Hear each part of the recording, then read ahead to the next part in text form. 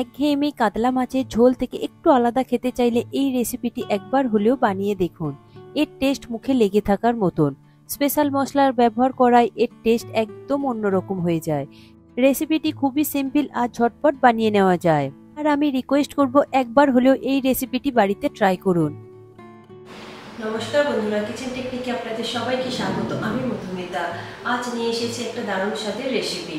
চলুন দেখে নেওয়া যাক। কাতলা মাছের রেসিপির জন্য আমি নিয়েছি 4 পিস কাতলা মাছ। আমি এখানে দাগার পিস নিয়েছি, আপনারা চাইলে দাগা পেটি মিলিয়ে নিতে পারেন। পর মাছটাকে ম্যারিনেট করে নেব। ম্যারিনেট করতে হাফ চা চামচ নুন দিয়েছি, হাফ চা চামচ হলুদ গুঁড়ো দিয়েছি, হাফ চা চামচ কাশ্মীরি লঙ্কার গুঁড়ো, আর দিয়েছি 1 চা চামচ সর্ষের তেল। সর্ষের তেল দিয়ে মাখালে নুন হলুদটা মাছের গায়ে খুব সুন্দরভাবে লেগে যায়। এরপর সমস্ত মশলা মাছের গায়ে খুব ভালো করে লাগিয়ে দেব। মাছগুলোর গায়ে মশলাগুলো খুব ভালো করে লাগানোর পরে 10 থেকে 15 মিনিট মতো রেখে দেবেন রেস্টে। দেখুন নুন হলুদ মাখানো হয়ে গিয়েছে। এবার মাছটাকে আমি সরিয়ে রাখবো। এরপরে আমি কেটে নেব দুটো টমেটো। টমেটো আমি মিডিয়াম সাইজের নিয়েছি। টমেটোগুলোকে দেখুন ঠিক এইভাবে কেটে নেব। একটা টমেটো আমি 8 পিস করেছি। টমেটোগুলো কাটা হয়ে গিয়েছে। এরপর একটা বোলের মধ্যে রেখে এটাকে আমি সরিয়ে রাখবো। এরপর নিয়েছি দুটো মিডিয়াম সাইজের পেঁয়াজ। পেঁয়াজগুলোকে আমি রাফলি কেটে নেব, যেহেতু এটা পেস্ট হবে তাই কোনো রকম শেপের প্রয়োজন নেই। দেখুন পেঁয়াজগুলো আমি কেটে নিয়েছি। এরপর একটা বোলের মধ্যে নিয়ে নেব। এরপর পেঁয়াজের সঙ্গে যে বাকি মশলাগুলো নেব সেগুলোর মধ্যে নিয়েছি হলুদ সর্ষে 2 চা চামচ, নিয়েছি কালো সর্ষে 2 চা চামচ, দিয়েছি 1 চা চামচ গোটা জিরে, আর দেব 1 চা চামচ গোটা ধনে, দেব 3টে কাঁচা লঙ্কা, আপনারা ঝালটা নিজেদের স্বাদ মতো দেবেন, আর দেব 3টে শুকনো লঙ্কা মশলাটাকে আরেকটু স্পাইসি করবার জন্য, দেব হাফ চা চামচ হলুদ গুঁড়ো, দেব 1 চা চামচ আদা রসুন বাটা, দেব 1 চা চামচ গোটা গোলমরিচ, দেব 2 চা চামচ সর্ষের তেল, আর সব শেষে দিয়ে দেব হাফ চা চামচ নুন। নুন দিয়ে সর্ষে বাটলে সর্ষেটা তিতো হয় না। এরপর এই সব কটা উপকরণ একটা মিক্সিং জারের মধ্যে দিয়ে একটা স্মুথ পেস্ট তৈরি করে নেবেন। যদি জলের প্রয়োজন হয় আপনারা জল দিয়ে নেবেন, এছাড়া আপনারা শিলেও বেটে নিতে পারেন। এরপর মাছগুলোকে ভেজে নেওয়ার জন্য একটা কড়াই নিয়েছি। কড়াইটা গরম হলে দিয়ে দেবো এখানে 3 টেবিল চামচ পরিমাণে সর্ষের তেল। এখানে পুরো রান্নাটাই সর্ষের তেলে হবে। তেলটা গরম হলে দিয়ে দেবো হাফ চা চামচ নুন। নুন দিলে এতে করে মাছগুলো আর কড়ার গায়ে আটকে যায় না। পরে তেলটাকে কড়ার চারিদিকে একটু লাগিয়ে দেব। তারপরে মাছগুলোকে আমি একে একে দিয়ে দেব। আমি এখানে 3টে মাছ একসঙ্গে ভেজে নেব। তবে মাছগুলো দিয়ে সঙ্গে সঙ্গে উল্টাবেন না, একটা সাইড একটু লাল হয়ে গেলে তারপরেই উল্টাবেন। দেখুন মাছগুলো দেওয়ার পরে গ্যাসের ফ্লেমটা হাইতে দিয়ে আমি মাছগুলোকে একটা সাইড ভালো করে ভেজে নেব আগে। দেখুন মাছের একটা সাইড আমার ভালো করে ভাজা হয়ে গিয়েছে। এরপরে আমি উল্টে দেব, তবে উল্টানোর সময় একটু সাবধানে উল্টাবেন, মাছগুলো ভেঙে যেতে পারে। দেখুন মাছের দুটো সাইড আমার ভালো করে লাল করে ভাজা হয়ে গিয়েছে। এরপরে ঝাঁঝরির সাহায্যে তেল থেকে তুলে নেব আমি, নিয়ে একটা প্লেটের মধ্যে রেখে দেব। দেখুন মাছগুলো প্লেটে রেখে দিয়েছি। এরপরে ওই তেলের মধ্যে দিয়ে দেব দুটো তেজপাতা।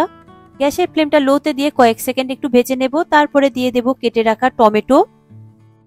টমেটো দিয়ে একটু নাড়াচাড়া করে নেব। টমেটোটাকে একটু কাঁচা গন্ধটা চলে গেলে তারপরে দিয়ে দেব অল্প করে কুচিয়ে রাখা একটু ধনেপাতা।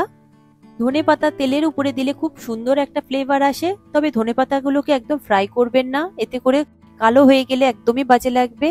দেখুন 2-3 মিনিট নাড়াচাড়ার পরে টমেটোটা অনেকটাই নরম হয়ে গিয়েছে। এরপরে দিয়ে দেব ওই বাটা মশলাটা, যেটা পেঁয়াজ আদা রসুন সর্ষে দিয়ে বাটা হয়েছিল, সেই বাটা মশলাটা এবার দিয়ে দেব। এখানে পুরো বাটা মশলাটাই দিয়ে দেবেন। পুরো বাটা মশলা দেওয়ার পরে গ্যাসের ফ্লেমটা লোতে করে মশলাটা খুব ভালো করে একটু মিশিয়ে নেব টমেটোর সাথে। মশলার কাঁচা গন্ধ চলে যাওয়া পর্যন্ত একটু মিশিয়ে নেবেন। এরপরে দেখবেন মশলা থেকে তেল ছাড়তে শুরু করে দেবে। এরপর দিয়ে দেব স্বাদ অনুযায়ী নুন, আর দিয়ে দেব 1 চা চামচ কাশ্মীরি লঙ্কার গুঁড়ো। কাশ্মীরি লঙ্কার গুঁড়ো দিয়ে খুব ভালো করে একটু মিশিয়ে নেব। দেখবেন মশলা মিশানোর সাথে সাথে তেল ছাড়তে শুরু করে দেবে। তেল ছাড়তে শুরু করে দিলে বুঝবেন যে মশলাটা খুব ভালোভাবে কষানো হয়ে গিয়েছে। দেখুন মশলা থেকে কত সুন্দরভাবে তেল ছেড়ে দিয়েছে। এরপরে আমি আরো একবার মশলাটা মিশিয়ে নেব।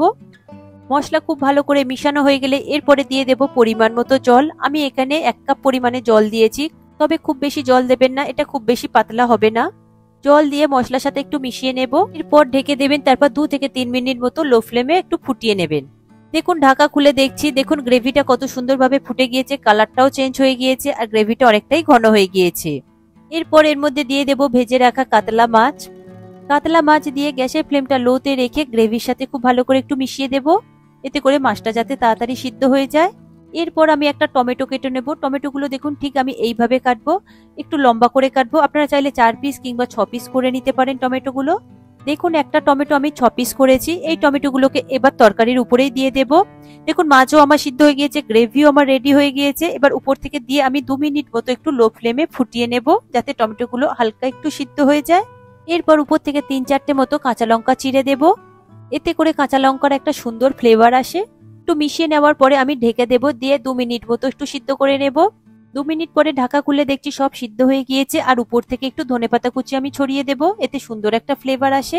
এরপর গ্যাসের ফ্লেমটাকে বন্ধ করে দেবেন, তারপর 10 মিনিটের জন্য স্ট্যান্ডিং টাইমে রেখে দেবেন। 10 মিনিট পরে দেখুন আমি পরিবেশন করছি। একদম রেডি হয়ে গিয়েছে কাতলা মাছের স্পেশাল রেসিপি। দেখুন গরম ভাতের সাথে আমি এটাকে সার্ভ করেছি, খেতে কিন্তু অসম্ভব লাগে গরম ভাতের সাথে। আপনারা এটা গরম ভাতের সাথে একবার ট্রাই করে দেখবেন, ভীষণই ভালো লাগে। তবে প্রতিটা স্টেপ ফলো করে আপনারা করবেন, তাহলে কিন্তু এইরকমই সুন্দর একটা টেস্ট আসবে। আপনারা এটা কাতলা মাছ ছাড়া রুই মাছ দিয়েও করতে পারেন, তাতেও খুব সুন্দর টেস্ট আসবে। তবে এই স্পেশাল মশলাটার জন্যই কিন্তু কাতলা মাছের রেসিপিটার টেস্ট একদমই অন্যরকম এসেছে বাকি সব অন্য কাতলা মাছের রেসিপির থেকে। আপনারা একবার হলেও এটা ট্রাই করবেন। এই রেসিপিটি আপনাদের কেমন লাগলো কমেন্টে অবশ্যই জানাবেন, আর যদি ভালো লেগে থাকে তাহলে লাইক শেয়ার করবার অনুরোধ রইল। সাথে এই রকম সব নিত্য নতুন রেসিপি পাওয়ার জন্য কিচেন টেকনিককে সাবস্ক্রাইব করে রাখবেন। আজ তাহলে এই পর্যন্ত, আবারও দেখা হবে অন্য কোনো রেসিপির সাথে। সবাই ভালো থাকবেন, সুস্থ থাকবেন, আর ভিডিওটি পুরো দেখার জন্য অসংখ্য ধন্যবাদ।